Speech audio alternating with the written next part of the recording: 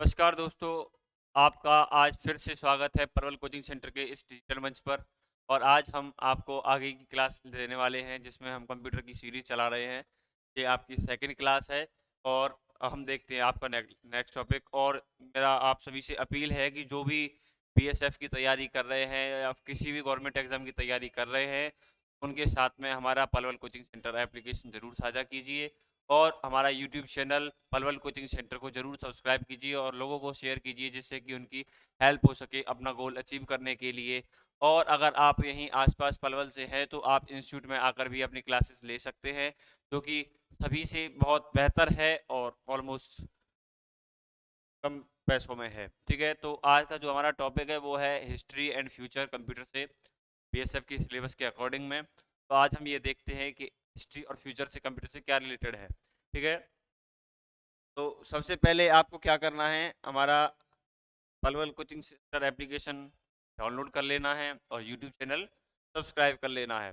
और उसके बाद हमें देखना है हमारा कंप्यूटर कैसे बना, मतलब इसका क्या इतिहास है। जैसे आदमी आदमी कैसे बना, सुनने में आता है साइंस के अकॉर्डिंग कि आदि मानुष, ठीक है, वन मानुष, क्या क्या अर्ली मैन वॉट एवर। अब देखिए जो आपका टॉपिक है हिस्ट्री, तो पहले हम ये जानेंगे कि कंप्यूटर का इतिहास क्या है, ये कैसे फिलहाल में आज इस तरह से मशीन बन पाया है और ये आगे क्या करने वाला है, इसकी वजह से हम क्या क्या कर पाएंगे, ये थोड़ा बहुत हम जानेंगे। ठीक है, आज की ज़्यादा लेक्चर ज़्यादा बड़ा होने वाला नहीं है, तो बस जुड़ जाइए और हम काम करते हैं आगे। ठीक है, तो एक छोटा सा ओवरव्यू है कि पहले एवेकस सबसे पहले, ठीक है, 3000 BC, मतलब आज से करीब 5000 साल पहले। ठीक है, 2000 चल रही है और अब 3000, तो मतलब 5000 साल पहले एवेकस बनाया गया था। अबेकस है कैसा, ऐसा है, इसमें कुछ बीड्स हैं। ठीक है, हम इन्हें ऑपरेट करके, मैनुअली ऑपरेट करके क्या करते हैं, काउंटिंग, एडिशन, सब्ट्रैक्शन, व्हाटएवर। ठीक है, इसके बाद में नेपियर बोन्स, ये थोड़ा सा अलग है, इसमें रोल होते हैं। ठीक है, और उसमें भी यही पैटर्न है, ठीक है, लेकिन एक बॉक्स की टाइप में होता है। फिर पैस्कलाइन आया। ठीक है, ये जो यहाँ पे आपको नंबर्स तो होते हैं, ठीक है, ये एक पहला मैकेनिकल कैलकुलेटर था। ये क्या है आपका, फर्स्ट मैकेनिकल कंप्यूटर, हम इसको पास्कलाइन कहते हैं, पास्कल्स कैलकुलेटर भी कहते हैं। को बनाया था फ्रेंच के मैथमेटिशियन और साइंटिस्ट ब्लेस पास्कल ने। ठीक है, लेबनिज कैलकुलेटर ये इसके बाद में बनाया गया था। इसमें सिर्फ ये थोड़ी सी इलेक्ट्रिसिटी का यूज़ किया गया, थोड़ी सी, बाकी ये मैनुअली यूज़ किया है। ठीक है, मैनुअली ही यूज़ किया जाता है, मैकेनिकल इलेक्ट्रिसिटी काम ज़्यादा है नहीं। अब यहाँ से बात आती है डिफरेंस इंजन की। देखो ये बनाया गया था चार्ल्स बेबेज के द्वारा, याद रखना, क्योंकि आपको आगे पता चलेगा कि कंप्यूटर के जनक जो हैं वो कौन हैं, चार्ल्स बेबेज हैं। ठीक है, और इसी के बाद जो ये एनालिटिकल इंजन बनाया गया था, ये भी बनाया गया था चार्ल्स बेबेज की थ्योरी पे, वर्किंग पे। ठीक है, तो एनालिटिकल इंजन और डिफरेंस इंजन में क्या अंतर था, बस इतना था कि जो पास्ट लाइन से हम क्या कर सकते थे, प्लस और माइनस, हम इसको क्या कहते हैं, एडिंग मशीन भी कहते हैं, याद रखिएगा। और उसके बाद में एनालिटिकल इंजन आया, तो इन इसमें जो इसमें थ्योरी थी प्लस माइनस की, इसमें थी मल्टीप्लिकेशन और डिवीजन की, और इसमें हम बात करते हैं, इसमें कॉन्सेप्ट कंप्लीट हुआ एक कैलकुलेशन का। ठीक है, तो इसकी वजह से एनालिटिकल इंजन की वजह से हम इसको क्या कहते हैं, को चार्ल्स बेबेज को फादर ऑफ कंप्यूटर कहते हैं, क्योंकि मैंने बताया है कंप्यूटर का मतलब क्या होता है। कंप्यूटर का मतलब होता है कैलकुलेशन करने वाला। ठीक है, हिंदी में कंप्यूटर को हम क्या कहते हैं, देखिए हिंदी में हम कंप्यूटर को संगणक कहते हैं। ठीक है, और मैंने आपको बताया है कंप्यूटर जो वर्ड है,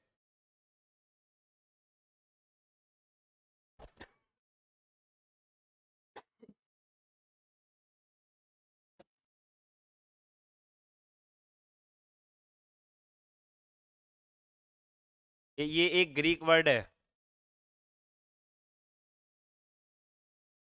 ये एक ग्रीक वर्ड है जिसका मतलब है टू कंप्यूट और टू कैलकुलेट, ठीक है। और जो कैलकुलेट करेगा वो कैलकुलेटर, तो जो कंप्यूट करेगा वो कंप्यूटर, ठीक है। तो हमने जो कंप्यूटर का बेसिकली आविष्कार किया है वो किया है कॉम्प्लेक्स सॉल्यूशंस को, मतलब प्रॉब्लम्स को जल्दी सॉल्व करने के लिए, ठीक है। तो अब देखते हैं ये कुछ एग्जांपल्स हैं। जैसे एप्पल 3 कब बना था? 1980 में। मैकबुक प्रो 2006 में। पहला आईमैक 1998 में। और 1981 में बना था आईबीएम का पीसी, ठीक है। आईबीएम का पीसी कब बना था? और हार्वर्ड मार्क वन, ठीक है, ये आपका बना है 1944 में। अब देखिए इसकी हम एक सीरीज वाइज अगर हम देखते हैं तो क्या होगा। अब इसके बाद बात करते हैं हम टेबुलेटिंग मशीन की। यहाँ हमारा एक कंप्लीट प्रोसेसर मिल गया जिसकी वजह से हम क्या कर सकते थे, कैलकुलेशन। इसके बाद में टेबुलेटिंग मशीन आई जिसमें हम पंच कार्ड हैं, ठीक है। और यहाँ पे आते हैं मार्क वन, आपका ऑलमोस्ट एक कंप्यूटर, एक, ठीक है। इसके बाद में आता है एनआईएक, जिसको हम क्या कहते हैं, अपना फर्स्ट डिजिटल कंप्यूटर कहते हैं, ठीक है। एनआईएक की जो फुल फॉर्म है वो है electronic numerator integrator and automatic computer. और उसके बाद में आता है यूनिवैक वन, ठीक है। यूनिवैक है यूनिवर्सल ऑटोमेटिक कंप्यूटर, जो कि आपकी 1951 में और कॉमर्शियली लॉन्च किया गया था, ठीक है। तो इसका मतलब ये हुआ कि हमारे ये जो सिस्टम है वो कॉमर्शियली लॉन्च किया गया था। और फिलहाल में आपके पास जो सिस्टम्स हैं वो कौन से हैं, डेस्कटॉप है। देखो इस टाइम पे तो ये एक अपनी इवोल्यूशन में लगे थे, है ना, कि हमें कैसे खुद में सुधार करना है। तो सिस्टम के लिए, सिस्टम खुद में अपने आप के लिए क्या लगा हुआ था, इवोल्यूशन में लगा हुआ था कि अब इसमें ये कमी है, इसको सुधारा जाए। अब इसमें ये कमी है, ये सुधारा जाए, ठीक है। इस सुधार की वजह से और कोई कमी तो नहीं बन रही है। तो ये सभी इस सिस्टम के दौरान हुआ। तो देखिए ये कब से स्टार्ट हुई है प्रोसेस। ये प्रोसेस जो स्टार्ट हुई है 3000 बीसी से आज 2023 तक। अब बताइए, सबसे पहला जो हमारा सिस्टम बना था वो अबेकस बना था, ठीक है। और अभी हम यहाँ पे हैं, तो देखिए इसमें 5000 साल लग गए,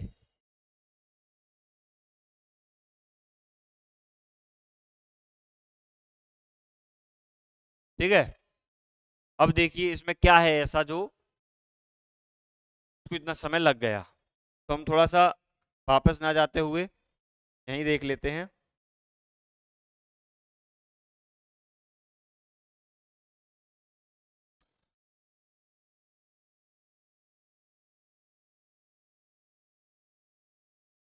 अबेकस के बाद में हम जो प्रेफरेंस देते हैं वो देते हैं पास्कलाइन को,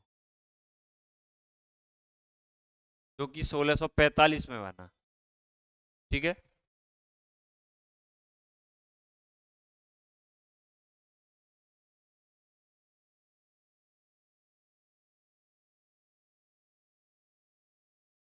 टेबुलेटिंग मशीन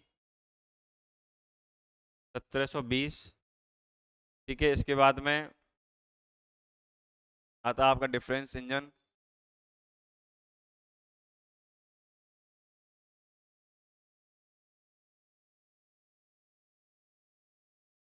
1780 के करीब में, ठीक है। और इसके बाद में जो आपका बना था analytical engine,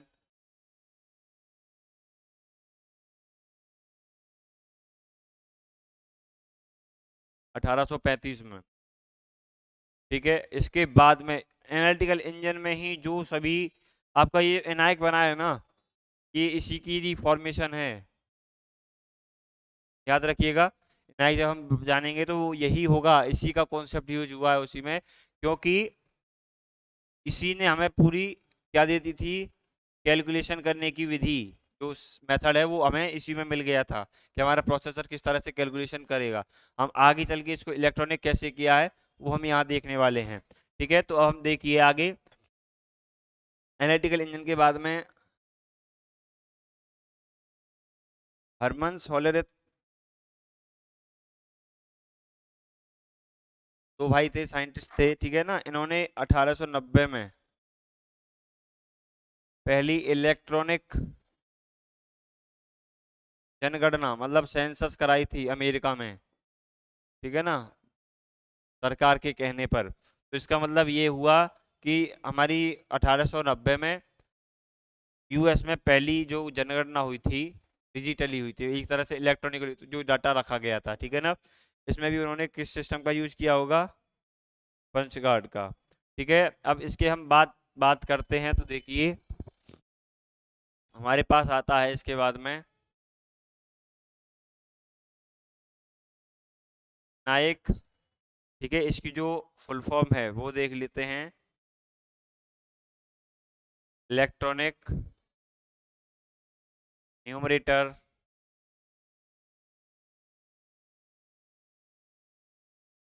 integrator automatic computer, ठीक है। ये एक प्रॉपर हमारा पहला डिजिटल कंप्यूटर था, ठीक है, पहला डिजिटल कंप्यूटर, ठीक है। और इसके बाद में हमारे पास आया था एडसेक, ठीक है, इलेक्ट्रॉनिक डिले स्टोरेज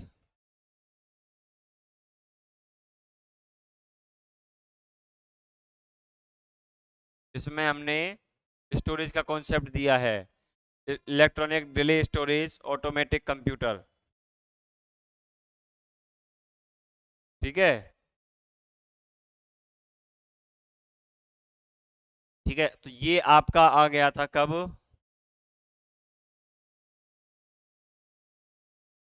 1835 में, ये 42 में एडसेक आया आपका, सॉरी 1942 में। और के बाद में यूनिवेक 1, ठीक है, यूनिवर्सल ऑटोमेटिक कंप्यूटर 1। यहाँ आके आपका जो इवोल्यूशन है वो बंद हो जाता है, ठीक है ना। अब आपका एक सिस्टम बनकर तैयार है। अब इसके बाद हम बात करते हैं जनरेशंस की, क्योंकि यहाँ आके आपका सिस्टम हो जाता है बंद। इसी इवोल्यूशन में आपको एक चीज जानने की बहुत ज्यादा इंपॉर्टेंट है, वो ये है कि जो इनायक में काम हुआ है और जो एनालिटिकल इंजन में काम हुआ है, इसमें दो महत्वपूर्ण नाम हमारे सामने निकल के आते हैं। एक तो खुद निकल के आता है चार्ल्स बेबेज का, ठीक है, और दूसरा आता है लेडी एडा अगस्ता, ठीक है। उसका क्या मतलब हुआ, इसका मतलब ये हुआ कि आपकी जो सिस्टम में बाइनरी सिस्टम जो होता है, नंबर सिस्टम, जिसकी वजह से हम सिस्टम को ऑपरेट कर पाते हैं, मतलब मशीन किस भाषा को समझती है वो हम इसमें दिखाते हैं। तो उसी लिए आपको सिस्टम के लिए क्या बताया गया था, नंबर सिस्टम, बाइनरी सिस्टम बताया गया है, जिसको हम मशीन लेवल लैंग्वेज भी कहते हैं, ठीक है ना।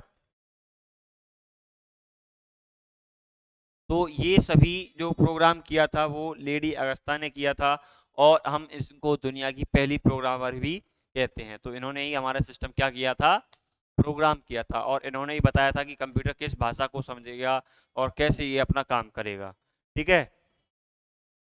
अब इसके बाद हम देखते हैं आगे,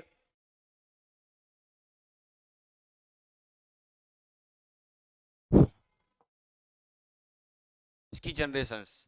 देखिए जनरेशन में हमारे कंप्यूटर में 5 तरह की जनरेशन है। 5 तरह की जनरेशन में सबसे पहले वो जनरेशन आती है तो ये एवोल्यूशन चल रहा था। एवोल्यूशन की हम एक थोड़ी सी टेनर मान लेते हैं 1942 से, बट ऐसा नहीं है, ठीक है। और यहाँ देख लेते हैं 1942 से 1954 तक, ठीक है, आपकी फर्स्ट जनरेशन रही, जिसमें जो हमने एक प्रोसेसर के रूप में एक टेक्नोलॉजी का यूज किया था वो किया था वैक्यूम ट्यूब का, ठीक है ना। और इसका क्या मतलब था, इसकी वजह से, आपके वैक्यूम ट्यूब लगाने की वजह से जो साइज था वो ज़्यादा बड़ा हो गया, ठीक है। और ये जो सिस्टम समझता था वो मशीन लैंग्वेज समझता था। इसका साइज कितना हो गया, बहुत ज़्यादा हो गया, ठीक है। और हमें जब इसकी ज़रूरत पड़ी तो ये कैसा हो गया, हाईली एक्सपेंसिव हो गया, ठीक है। और ये हाईली एक्सपेंसिव हो जाएगा तो, और जब इसमें हीट कंजप्शन हो रही है, हीट बढ़ रही है, तो इसका मतलब ये होगा इसमें इलेक्ट्रिसिटी बढ़ जाएगी। इलेक्ट्रिसिटी बढ़ने के बाद में चार्ज बढ़ेगा, हीट कंजप्शन होगी। इसके लिए हमें क्या चाहिएगा, एयर कंडीशनिंग की सुविधा हमें देनी होगी इसके लिए। बाकी इसमें जो इसके एग्जाम्पल्स हैं वो ये हैं, एनआईएक है, यूनिवेक 1 है, एडसेक है, एडबैक है, ठीक है ना। और IBM 701, इन्हीं के मैंने आपको बताए थे कि जो आपके एवोल्यूशन के लास्ट के 2-3 कंप्यूटर्स हैं वो आपकी फर्स्ट जनरेशन के हैं, वहीं से हमारी पहली जनरेशन स्टार्ट हो जाती है, ठीक है। अब हम उसके बाद चलते हैं कि कैसे हमने सिस्टम को थोड़ा डेवलप किया, इसकी स्पीड को बढ़ाया, ठीक है, इसकी साइज को घटाया, टेम्परेचर में कमी लाई, एयर कंडीशनिंग की रिक्वायरमेंट को कम किया, ठीक है। तो वो देखते हैं हम आगे। इसका टेनर है 1955 से 1965 तक। इसमें हमने एक वैक्यूम ट्यूब को रिप्लेस कर दिया, इसकी वजह से ट्रांजिस्टर से, ठीक है। तो ट्रांजिस्टर है, इसको हम मैग्नेटिक टेप भी कह लेते हैं। अब इसमें क्या होने लगा, हम इसमें बैच प्रोसेसिंग करने लगे, ठीक है ना, मीन्स स्केल वाइज वर्क जो होता है उस तरह से, ठीक है। और ये थोड़ा सा एक्सपेंसिव था, लेकिन इसके कंपेरिजन में ये बहुत सस्ता हो गया। इसमें जो टेम्परेचर जनरेट होता था, मतलब हीट जनरेशन होती थी, वो कम हो गई, एयर कंडीशनिंग की रिक्वायरमेंट कम हो गई, साइज पहले से कम हो गया।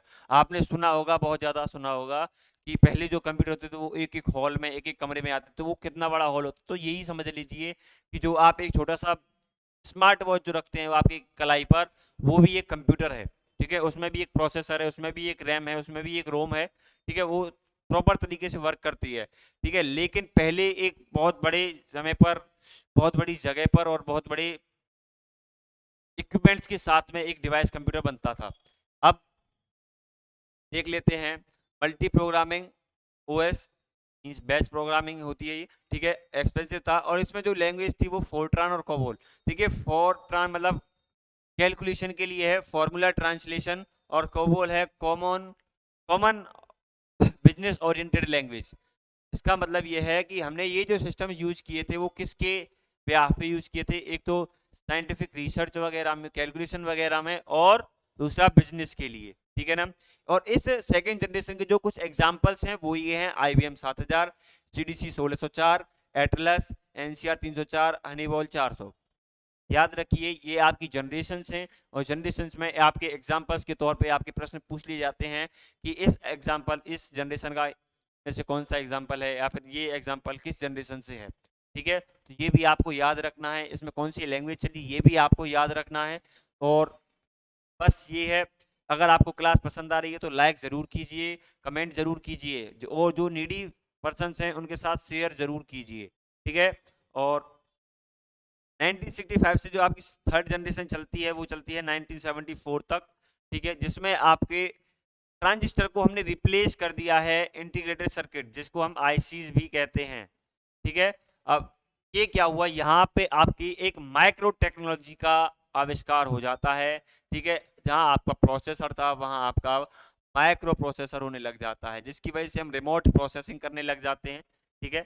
रिमोट मतलब थोड़ा सा दूर से, ठीक है। टाइम शेयरिंग होने लग जाता है कि हम किसी प्रोसेस को टाइम के अकॉर्डिंग प्रोसेस कर सके। और मल्टी प्रोग्रामिंग ऑपरेटिंग सिस्टम हमारे पास इंट्रोड्यूस होता है। मल्टी प्रोग्रामिंग का मतलब हुआ कि हम एक समय पर मल्टीपल प्रोग्राम्स कर सकें। किस तरह से, एक ही नोड पे हम अलग अलग टर्मिनल्स के जरिए सिस्टम को ऑपरेट कर सकें। पहले से फास्टर, कॉम्पैक्ट और चीपर, अब ये सस्ता हो गया। जहां हम एक्सपेंसिव कह रहे थे, अब यहाँ पे सस्ता हो गया, ठीक है। और जो इसकी लैंग्वेज आई है वो पास्कल, PL1, बेसिक्स, एल्गोल, ठीक है। अब देखिए थर्ड जनरेशन की ये एग्जांपल्स हैं, और इसकी IBM 360, 370, PDP 82, ठीक है, और CDC 6600, ठीक है, 6600 CDC। ये इसके क्या हैं, एग्जाम्पल हैं, याद रखिए, समझ लीजिए, और इनको ऐसे समझ लीजिए कि ये बस हमने आज इनके साथ खेले हैं बचपन से, इस तरह से, क्योंकि आपको यही याद रखना होगा आपको सिस्टम में तरीके से पेपर देना है। तो अगर आपको सरकारी चाहिए तो देखिए इसके बाद में आपके 1974 से अभी तक प्रेजेंट की हम बात कर रहे हैं, कोई सेशन ना लें, कोई टाइम ना लें, कोई ईयर ना लें, ठीक है। तो हमने आईसीस के साथ में और थोड़ा सा डेवलपमेंट और ग्रोथ की, हमने इसको वीएलएसआई कर दिया। यहाँ तो सिर्फ आपको एक आईसी दिख रही है और यहाँ पे आपको कई दिख रही हैं, इसका मतलब है वेरी लार्ज स्केल इंटीग्रेशन, मतलब हमने जो इंटीग्रेशन किया है वो बहुत बड़ी स्केल पर किया है। इसका मतलब है 10⁻³ इसका मतलब 1000 आईसी को एक ही आईसी की प्लेट पर रख देने से हमारी जो स्केल इंटीग्रेशन होता है वो वीएलएसआई होता है। 10⁻³ और 10⁻⁴, ठीक है, 1000 से 10,000 तक। इसमें टाइम शेयरिंग है, रियल टाइम नेटवर्क हमने क्रिएट किया है, ठीक है। और इसमें हमने GUI operating system, graphical user interface, जो बच्चे आजकल देख लेते हैं ना लाल बटन देख के यूट्यूब, ठीक है, कार देख के गेम्स, बच्चे को बताया थोड़ी जाता है कि भाई यहाँ गेम है, यहाँ फोटोज हैं, कैमरा दिखा तो फोटो खींचने लग गए, बच्चे अपने आप ऑपरेट करने जाते हैं, बोलते हैं कि बच्चे स्मार्ट हो गए। बच्चे स्मार्ट नहीं हुए हैं, जो सिस्टम जो हुआ है वो हमने स्मार्ट कर लिया है। पहले फीचर फोन आते थे, अब स्मार्टफोन आते हैं, तो बच्चे अभी भी वैसे ही होते हैं जैसे पहले होते थे, लेकिन जो उनको टेक्नोलॉजी मिल रही है वो एडवांस है, ठीक है। अब देखिए ये पहले से भी और ज़्यादा फास्टर, कॉम्पैक्ट और अफोर्डेबल है। पहले ये सिर्फ चीपर था, मतलब सस्ता था, लेकिन अब ये और ज़्यादा अफोर्डेबल हो गया। जाहिर सी बात है हर किसी के पास में मोबाइल मिल जाता है, इसी वजह से तो मिल जाता है कि ये वीएलएसआई है। अगर बड़ा सा होता तो वो कंप्यूटर होता, ठीक है। कैसा कंप्यूटर, मतलब नीचे यहाँ सीपीयू रखा है, इसके ऊपर बड़ा सा मॉनिटर रखा है, ठीक है, और यहाँ से हम इसको ऑपरेट कर रहे हैं, इस तरह से ही तो। लेकिन ऐसा नहीं होता है। आगे हम बात करते हैं जो इसकी लैंग्वेज है, वो सी, C++ और डाटाबेस, ठीक है। सी और C++ आपकी प्रोग्रामिंग लैंग्वेज हैं, हाई लेवल लैंग्वेज हैं, ठीक है। इन्हें भी थोड़ा सा आपने शायद समझा होगा, सुना होगा। और जो इसके एग्जाम्पल्स हैं 4th जनरेशन के, वो हैं ये टेक 10 है, स्टार 1000 है, क्रे 1 और 2 दोनों, एप्पल सेकंड और वैक्स 9000, सॉरी 9000, ठीक है। अब इसके बाद हम बात करते हैं आपकी लास्ट जनरेशन की, 5th जनरेशन, जिसमें हम एक तरह से आर्टिफिशियल इंटेलिजेंस का इंट्रोडक्शन हमें मिलता है, जैसे कि आपकी वॉइस रिकॉग्निशन, आपकी बायोमेट्रिक, आपकी eyes reading, heart beat reading, ये सभी जो होता है वो आपके 5th जनरेशन की वजह से होता है। देखिए आपकी 5th जनरेशन का जो हम समझ लेते हैं, आज भी यही चल रही है, हम इस पे वर्क कर रहे हैं, और फ्यूचर की बात करें तो यही हमारी फलने फूलने वाली है, ठीक है। उसके बाद इसमें था वीएलएसआई, अब नीचे आ गया हमारे पास नेक्स्ट जनरेशन में यूएलएसआई, ठीक है। इसमें क्या है, पैरेलल प्रोसेसिंग है, आर्टिफिशियल इंटेलिजेंस है, सी और C++ के साथ में Java, Python, .NET and so many languages are there, ठीक है। आप जितनी बेसिक्स अपनी तैयार कर सकते हैं कीजिए, अगर आपको इस फील्ड में जाना है तो बहुत अच्छी बात है। लेकिन फिलहाल हम जो बात कर रहे हैं वो कर रहे हैं आपकी BSF की कंप्यूटर्स के लिए, तो आपको ये याद जरूर रखना है, ठीक है ना। और जो इसके सिस्टम्स हैं वो हैं IBM, पेंटियम और परम, ये इसके कुछ एग्जांपल्स हैं, ठीक है। हाँ, एक बात आप देखेंगे कि जो सिस्टम्स था वो किस तरह से था पहले, ठीक है। 1960 में हम बात करें तो सिस्टम को ऑपरेट करने के लिए ऐसा दिखता था आपका, ठीक है। थोड़ा सा आगे बढ़ते हैं तो 1970 में हमने इसकी साइज को थोड़ा इतना छोटा किया, थोड़ा फास्टर किया, ठीक है। पर जनरेशन के हिसाब से हम देखे हैं, ठीक है। तो 1980 में आपके 4th और 3rd जनरेशन से थोड़ा कुछ इस तरह से कम्पैक्ट होता है, ठीक है। आप जानते हैं कि आपके पास लैपटॉप इस तरह से आते हैं, ठीक है।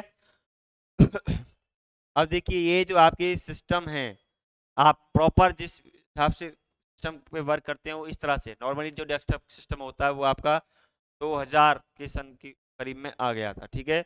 अब आपके 2010 में आपने क्या देखा है, लैपटॉप को, भारी भरकम छोटी स्क्रीन लो बैटरी वाले लैपटॉप को, और उसके बाद आप सिस्टम सिर्फ इस तरह से यूज करते हैं कि वही माउस है, वही कीपैड है, वही कीबोर्ड है, ठीक है ना। इस तरह से एडवांस टेक्नोलॉजी के साथ में जो आपके सिस्टम्स हैं वो इस तरह से हैं। और अब हम जान लेते हैं आपके कुछ